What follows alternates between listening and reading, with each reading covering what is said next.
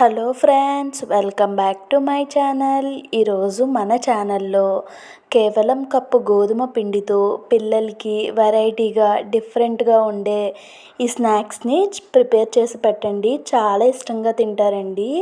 ఎప్పుడు రొటీన్గా చేసే స్నాక్స్ కాకుండా ఇలా ఒక్కసారి ట్రై చేయండి. చాలా టేస్టీగా ఉంటాయి. ప్రాసెస్ కూడా చాలా సింపుల్ అండి. మరి ఈ స్నాక్స్ని ఎలా ప్రిపేర్ చేసుకోవాలో ఈ వీడియోలో చూసేద్దాం. దానికోసం నేను ముందుగా స్టవ్ వెలిగించి ఒక చిన్న ప్యాన్ పెట్టుకొని ఒక కప్పు మెజర్మెంట్ కప్తో ఒక కప్పు బెల్లం వేసుకున్నానండి. దాంట్లోకి కొంచెం వాటర్ అయితే వేసుకున్నాను.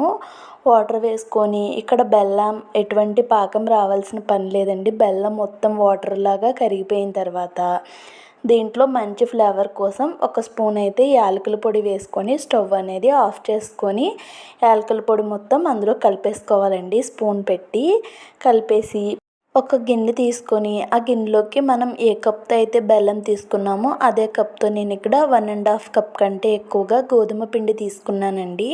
మీరు కావాలి అనుకుంటే 1 కప్ గోధుమ పిండి, 1/2 కప్పు మైదా తీసుకోవచ్చు. నేనైతే 2 కప్పులు కూడా గోధుమ పిండే తీసుకున్నానండి. తర్వాత కొంచెం సాల్టు అండ్ అలానే మనం బజ్జీల్లో వేసుకుంటూ ఉంటాం కదండి, వంట సోడా కొంచెం వేసుకొని అండ్ అలానే చిన్న కప్తో ఒక కప్పుడు బొంబాయి రవ్వ అండి, సూజీ రవ్వ ఉప్మా చేసుకుంటూ ఉంటాం కదా, ఆ రవ్వ వేసాను. తర్వాత మనం ఇందాక చల్లారబెట్టుకున్న బెల్లం సిరప్ ఉంది కదండి, ఆ బెల్లం సిరప్ మొత్తం ఇందులో వేసుకొని మనం బాగా కలిపేసుకోవాలండి. చూడండి, ఇలా కలుపుకుంటే కొంచెం మనకి కన్సిస్టెన్సీ అనేది గట్టిగా ఉంది కాబట్టి దీంట్లో కాచి చల్లార్చిన పాలని కొంచెం కొంచెం యాడ్ చేసుకుంటూ పిండిని అయితే కొంచెం లూజ్ కన్సిస్టెన్సీలో వచ్చే వరకు కలుపుకోవాలండి. చూడండి, ఒక 1/2 కప్ వరకు పాలు పట్టినాయండి. మీరు కావాలి అనుకుంటే పచ్చి పాలైనా కూడా వేసుకోవచ్చు. ఇక ఫైనల్గా మనకి పిండి చేతికైతే అంటుకుంటూ ఉంది కదండి, అందుకోసం 1 టేబుల్ స్పూన్ ఆయిల్ వేసుకున్నానండి ఇక్కడ నేను. మీరు ఆయిల్ వద్దు అనుకుంటే నెయ్యి అయినా వేసుకోవచ్చు.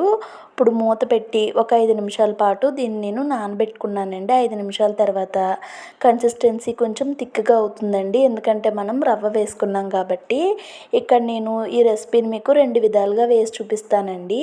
ఫస్ట్ది ఏంటంటే, మనం టీ స్ట్రైనర్ ఉంటుంది కదండి, ఈ టీ స్ట్రైనర్కి కొంచెం ఆయిల్ అప్లై చేసుకొని ఇప్పుడు మనం కలిపి పెట్టుకున్న గోధుమ పిండి మిశ్రమం ఉంది కదండి, దాంతో ఈ విధంగా బూరెల్లాగా ఒత్తుకోవాలండి. ఒత్తుకొని మనం బూరెలు అయితే డైరెక్ట్గా అలానే వేసుకుంటాము కదండి, కొంచెం డిఫరెంట్గా ఉండటం కోసం నేను ఇక్కడ హోల్ పెట్టుకుంటున్నానండి. ఇప్పుడు స్టవ్ వెలిగించి పాన్ పెట్టుకుంటున్నానండి డీప్ ఫ్రైకి. ఆయిల్ అనేది మీడియం హీట్లో ఉన్నప్పుడు ఒక్కొక్కటిగా మనం వీటిని ఆయిల్లో డిప్ చేసుకోవాలండి. ఆయిల్ అనేది మరీ ఎక్కువ హీట్ లేదండి, చూడండి నార్మల్ హీట్లోనే ఉంది, అలానే ఉండాలండి. మరీ ఎక్కువ వేసేసుకోకుండా ఒక 3-4 అలా వేసుకోండి, ఎందుకంటే త్వరగా కలర్ వచ్చేస్తాయండి. ఇవి గోధుమ పిండివి కాబట్టి మీరు కొంచెం చూసుకోండి, దగ్గరే ఉండి. ఇవి 2 సైడ్స్ కూడా మంచి కలర్ వచ్చే వరకు ఫ్రై చేసుకొని వాటిని తీసి పక్కన పెట్టేసుకుంటున్నానండి.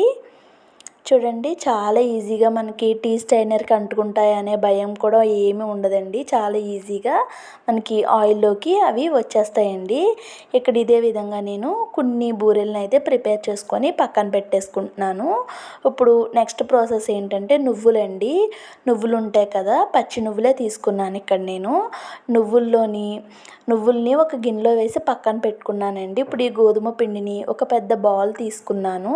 దాన్ని నువ్వుల్లో డిప్ చేసుకొని టీ స్ట్రైనర్లో కాకుండా ఇలా మందార ఆకు ఉంటుంది కదండి, ఆకు మీద మనం ఇలాగా ప్యాటీలాగా ఒత్తేసుకోవాలండి.